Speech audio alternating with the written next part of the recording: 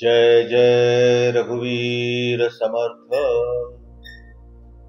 मनी मानवी व्यर्थ चिंता वहाते, अकस्मात होणार होऊन जाते। खडे भोगणे सर्व ही कर्मयोगे, मती मंदते खेद मानी वियोगे। जय जय रघुवीर समर्थ। मनाच्या श्लोकाच्या या सिरीज मध्ये आपण 17व्या श्लोकापर्यंत येऊन पोहोचलेलो आहोत। मी वारंवार सांगतोय, मनाचे श्लोक म्हणजे आपलाच आपल्याशी होणारा संवाद। आपलाच आपल्याशी हा संवाद जेव्हा आपण घडवतो आहोत, तेव्हा आपल्या मनामध्ये या विचारांची अंतर्भूतता जेव्हा आपल्याला लक्षात यायला सुरुवात होईल, त्यावेळेस आपल्याला हळूहळू ब्रह्म सत्याला सामोरं जावं लागणार आहे। हे कृपया श्रोत्याने लक्षात घ्या। मनाचे श्लोक म्हणजे आपल्या मनाचा आपण स्वतः पुढाकार घेऊन करत असलेला अभ्यास, सराव। म्हणून मनाचे श्लोक रोज पहाटे जर का ऐकले, अर्थासह समजले, ते ग्रहण केले, ते आपल्या जीवनशैलीचा एक महत्वाचा हिस्सा म्हणून त्याचं व्यवस्थित आपल्या आयुष्यात अंतर्भाव केला, तर आपली पूर्णच्या पूर्ण जीवन पद्धती बदलू शकते। आपली प्रोडक्टिव्हिटी वाढू शकते, आपली मुळामध्ये ऊर्जा वाढू शकते आणि आपली जीवन जगण्याची पूर्णच्या पूर्ण कला आपल्याला वेगळ्याच पद्धतीने, अतिशय विकसित पद्धतीने अंगीकारता येते। आज जो श्लोक आपण घेणार आहोत, याच्यामध्ये पहिलं वाक्य आहे, मनी मानवी व्यर्थ चिंता वहाते। माणसाच्या मनामध्ये कायम चिंता आहे। का बरं? कारण भविष्य हे नेहमी अनिश्चित आहे। भूतकाळ होऊन गेलेला आहे, त्याच्यावर आपला काहीही कंट्रोल नाही, त्याच्यावर आपलं काही नियंत्रण नाही आहे। भविष्यामध्ये काय घडणार याची आपल्याला काहीही सुतराम शक्यता, कल्पना काहीच नाही आहे। म्हणजे याचा अर्थ हा आहे की जणू आपण अंधकारात चाचपडतो आहोत। आणि यासाठी मी एक रूपक माझ्या सगळ्या साधकांना सांगत असतो, तेच रूपक मी तुमच्याबरोबर शेअर करतो। तुम्ही समजा एखाद्या बोगद्यामध्ये पायी चालत चालत गेलात, तर सुरुवातीला त्या बोगद्यामध्ये थोडाफार प्रकाश असतो। तुम्ही व्यवस्थित पावलं टाकत टाकत स्वतःला सांभाळत सांभाळत पुढे जाता आणि मग त्या बोगद्याच्या मध्यावर पोहोचता पोहोचता डोळ्यात बोट घातलं तरी सुद्धा दिसणार नाही एवढा किर्र अंधार असतो।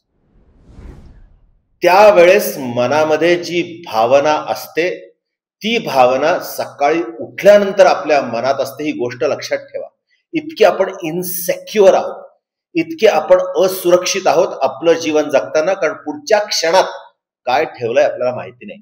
या बोगद्यात चालणाऱ्या मनुष्याला मध्यभागी पोहोचल्यानंतर हे बिलकुल माहित नसतं की पुढे दगड आहे, की खडक आहे, की तो बोगदा पुढे उघडणार आहे, की खाली विंचू आहे, की साप आहे, की इतर काही प्राणी लपून बसलाय, त्याला काहीच दिसत नसतं। त्यावेळेस मनामध्ये जी भीती, जी असुरक्षितता, जी अनिश्चितता मनात येते ना, तीच अनिश्चितता आपण या चिंता वाहण्यामुळे आपल्या रोजच्या आयुष्यात आणून ठेवलेली आहे। आर्थिक दृष्ट्या आपण जीवन विमा, आयुर्विमा काढला जरी तरी आपली असुरक्षितता आपण वाचवू शकत नाही। आपली अनिश्चितता, जीवनाची आसक्ती सुद्धा आपल्या मनातनं जात नाही। आपल्या माघारी काय होईल याची चिंता आपल्याला जरी असली तरी सुद्धा सत्य हे आहे की जसे आपण गेलो तसे आपल्यासाठी हे मृत्यूलोकाचं कार्यक्रम संपुष्टात आला। हा जो अकस्मात नावाचा शब्द आहे ना, या शब्दामुळे आपल्या सगळ्या चिंता उगम पावतात. या सगळ्या चिंता तिथून स्फुरतात आपल्याला. आपल्याला प्रत्येक गोष्ट खात्रीलायक आत्ताच कळावी अशी आपली इच्छा असते. आणि मनाचा हाच खेळ समर्थ रामदास स्वामी आपल्या समोर मुद्दाम प्रकर्षाने लक्षात आणून देत आहेत की मन भविष्यात धावणार, भविष्याच्या चिंता वाहणार, आणि तरी सुद्धा जे अकस्मात व्हायचं ते अकस्मात होणारच. त्याच्यावर आपलं नियंत्रण नाहीये. आणि म्हणून कधी कधी माणसाला पॉवरलेस फील होत राहणार. मग काय करायला पाहिजे अशा वेळेस? तर अशा वेळेस कर्मसिद्धांताची माहिती घ्यायला पाहिजे. कर्मसिद्धांत काय सांगतो? कर्मसिद्धांत सांगतो की मनुष्याला त्याच्या वर्तमानामध्ये जी कर्म करायची आहेत त्याच्याचमुळे त्याचं नशीब घडणार आहे. याला प्रारब्ध ऐसे नाव, याला प्रारब्ध कर्म असं म्हणतात. आणि म्हणूनच या प्रारब्ध कर्मामुळे आपलं नशीब घडणार आहे हे सर्वसाधारण मानवाने ध्यानात घ्यायला हवंय. जी कर्म आपण आत्ता करतो आहोत त्यालाच काही आगामी कर्म आपण त्याच वेळेस पूर्ण करत असतो किंवा अपूर्ण करत असतो. ती सुद्धा काळाच्या प्रवाहामध्ये आपण पुढे चालून पूर्ण करणार आहोत. आणि एक तिसरं कर्म असतं, ते असतं संचित कर्म. म्हणजे भूतकाळात आपण जी काही कर्म केलीत किंवा मागच्या जन्मात जी काही केली आहेत ती पूर्ण किंवा अर्ध या स्वरूपातच केलेली आहेत. ती याच जन्मात प्रारब्ध स्वरूपात पूर्ण करावी लागतात किंवा आगामी काळात ती पूर्ण करावी लागतात. मग कर्मसिद्धांतामध्ये जर का आपल्याला हे कळून चुकलं असेल की आपल्या प्रारब्धामध्ये वर्तमान परिस्थितीचा, वर्तमान मनस्थितीचा, वर्तमान आपल्या शक्तींचा आपल्याला पुरेसा जर का आदमास असेल, अंदाज असेल आणि आकलन असेल तर आपण आपलं नशीब अतिशय सुंदर घडवू शकतो. तर या अकस्मात शब्दाची भीती, असुरक्षितता आपोआप कमी होते बरं का. आणि पुढची लाईन आहे, घडे भोगणे सर्व ही कर्मयोगे. हा जो कर्मयोग आहे याच्यामध्ये अजून एक गोष्ट महत्वाची आहे, ती म्हणजे कर्म करत असताना आपण आपल्या अपेक्षा त्या फळांवर केंद्रित करू नयेत.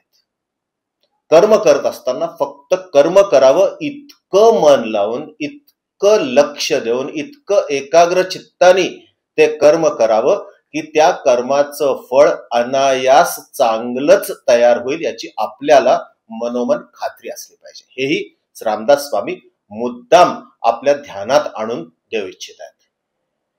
आणि मग शेवटची लाईन आहे, मती मंद ते खेद मानी वियोगे. आपण दर क्षणाला आपल्याला काय मिळालं आणि काय नाही मिळालं याचा सतत आढावा घेत असतो. जे मिळालं त्याबद्दल कदाचित आपल्या मनात कधी कधी ती कृतज्ञतेची भावना निर्माण होत नाही, पण जे नाही मिळालं त्याच्याबद्दल मात्र आपण रडत राहू सारखे रडत राहतो. तो वियोग आपल्याला नाही मिळालं म्हणून आपल्याला सहनच होत नाही. मग ते मनुष्य असो, वस्तू असो किंवा एखादी गोष्ट समजण्याचा विषय असो.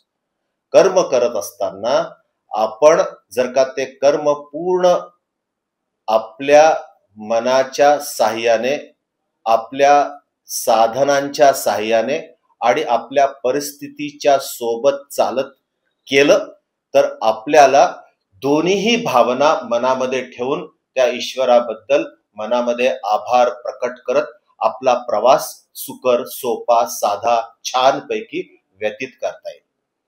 म्हणून सगळा खेळ मनाचा आहे हे स्वामी इथे आपल्याला लक्षात आणून देत आहेत. ते मनच आहे जे चिंता वाहते त्याच्यावर मात करणं.